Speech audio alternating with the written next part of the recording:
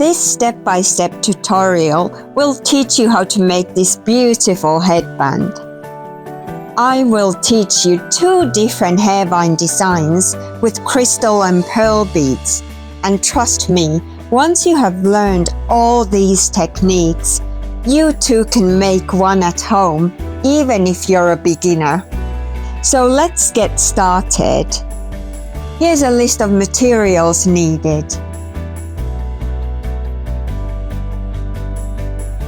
I worked as a hairdresser in my 20s, and many brides with short hair were a bit unsure how to style it. I think headbands are so perfect if you have shorter hair.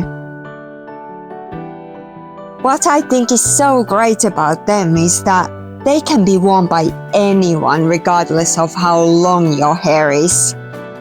It looks just as pretty on long hair as it does on short hair.